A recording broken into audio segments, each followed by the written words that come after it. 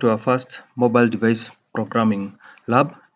In this lab, we are going to see how we go about doing our first simple mobile app for demonstration. We call it the Hello World app. But before we get there, in our theory lessons, we learned that there are several resources you'll need for you to do development of mobile apps. And we agreed they are going to be using the Android IDE to develop apps for the mobile for the Android platform. So you get the Android IDE from android.com/studio developers. And once you click on download Android Studio, it will download, and then you do the installation and then the configuration needed. If you want to learn more about it, you can actually scroll down and get to see. You can also click on these buttons, download options, release note, and get to read about them and know the advantages that is being provided by this particular version. Once you do the configuration, download, installation, and configuration, you're going to end up with the Android IDE ID window. The ID window, as you can see, is split into several sections. We have the title bar and the menu bar combined into one. Of course, the file menu, and of course, aside from the title bar and the menu bar, you also have the tools bar here, and then you have the on the left side you have what you may call the project and resources view panel. Then we also have the client area where it displays the various various components that make up the the mobile app. And of course, these are not the only components. These are the ones that are visible to the developer and which may need to be altered here and there by the developer. We have the status bar down here, which shows what is happening when the app is being debugged or run.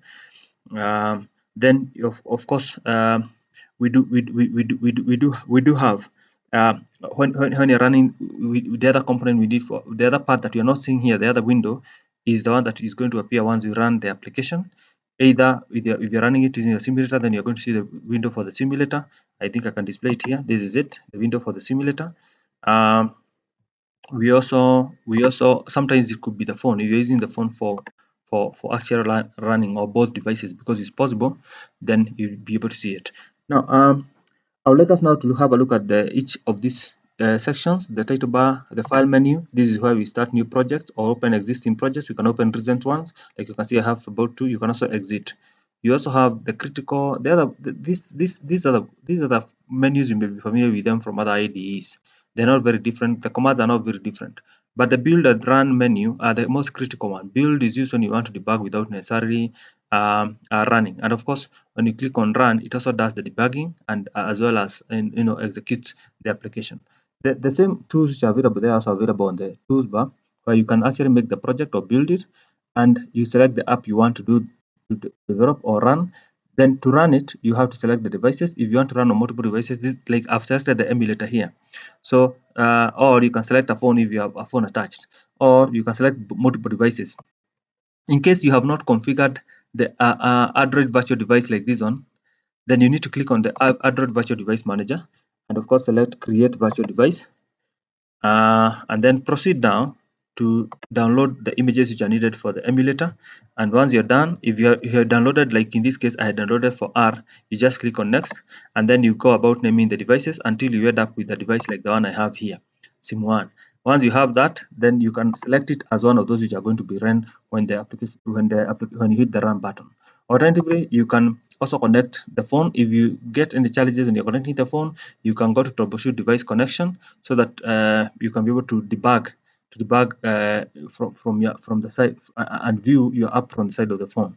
You can also run the multiple devices. So I'm going to use SIM1 in my case. So we have that is what you use, and that's how you prepare. You hit the run button when the app is ready for running, and you can use this button to stop. Now I would like us now to have a look at what is there within what is displayed once we have a project running. But before that, we can probably have a look at how we configure how we get the first project. Of course, you did it when you're running the ID for the first time. Probably it prompted you to start a project. If you don't have a project, you click on new project. You said you're going to use an example of Hello World, and then you can develop for various apps for various devices, phone and tablet, wearable devices, Android TV, automotive, or Android things, like refrigerators and other things that could be using Android OS. So you can select the base. You have various activities. Activity, you can compare it to a window, but it must actually to an activity. So you have the basic activity, bottom navigation activity. You can see there is bottom navigation empty activity. It has nothing. You have to prepare you have to do a lot of configuration to the interface for it to look how you would like it to look. You have maps, you have login, and the others. You can test any. There is no harm of testing any. For our case, because we want hello world, you can select the basic activity and click on next. And then here we specify that the app we want to develop is hello world. You can call it hello or hello world, whichever you choose. And then you discover. Once you do that, then you discover. Once you do that, then you discover it automatically does the renaming of the package name, the location you have to select. You can, like for me, I selected my documents. Then from there, of course, you can let it be the default as long as you can identify where that is. Then you can select the language. In this case, we are going to be using Java because you're already familiar with it. Later on, if you want to learn Kotlin, you can do it by yourself. There are enough resources online. Then we have the minimum SDK software development toolkit that you're going to use. We're going to be using Marshmallow. And then, of course, with it now, your app can support up to 85% of the devices. Can be supported by 85% of the devices rather. You can use legacy Android support libraries if you so wish, or you could ignore that for purposes of making your application lighter for now. Then you can click on finish when you're done with setting. Once you do that, it generates these files automatically. I have done nothing to them either. The code there is auto-generated. And you can see now the main activity file, the main activity.java file is actually the one that runs the rest of the application. It is the main activity that defines and connects with the layout at this point. Activity.main. Activity.main.xml is the one that defines the layout. As you can see, we have a text view. We have only one text view. Of course, we have the name of we have only one text view, and we have whatever is displayed on it is shown here at Android.text hello world. Of course, the others are also attributes of that component or whatever is in that app, and of course the layout, the constraint layout that is showing the width, height, and so on. So that being said, you can also note that this video has three parts. We have the design, we have the code, and you can have the two in split version. So you can go for design, and this is where now you can see the app there is going to appear. We have added nothing, but of course you can add other controls. We want to display hello world to start with, as is norm for when you're learning programming. And of course you can add other components, as you can see here, widgets, buttons, text fields, and so on. So, having taken you through that, I also want to mention that at this point where you have the project, you can click on the project window here, and you're going to see at the last button here. In the manifest, you can access the Android manifest.xml. In the Java here, you can access component.hello, which is what you're seeing here. Java, yeah, is the main activity of Java. You can access it from here. And yeah, this is it. You click on this collapse main activity. This is it. And of course, if you want now to see the resources files, the resources files have for instance, the layout activity main. This is it. Activity.main. This is what you're seeing here. And of course, once you double click, it will appear there. And of course, you have the one that has values, which is the strings.xml. This strings.xml is used to hold the values that fill in the various components. For instance, the name of the app in this case is going to appear as hello. This string is defined and is being called. The Android manifest file is used. You see, it's used to define. It's used to. This is where we have defining the hello, as you can see, the name of the app, which is now can also be the label can also be can be called from the string.appname, which is now here, string.appname. Now, you see that we have seen the app runs from the main activity.java.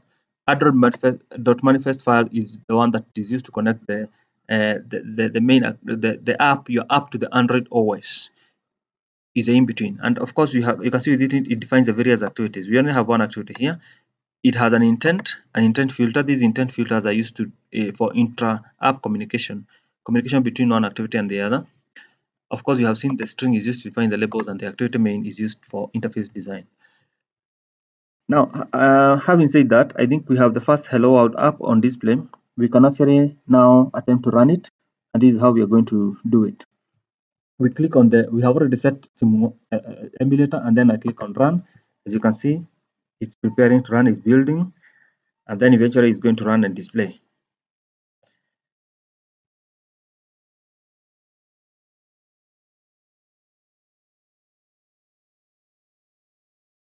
It's saying operation succeeded. Waiting for the emulator. I don't know why.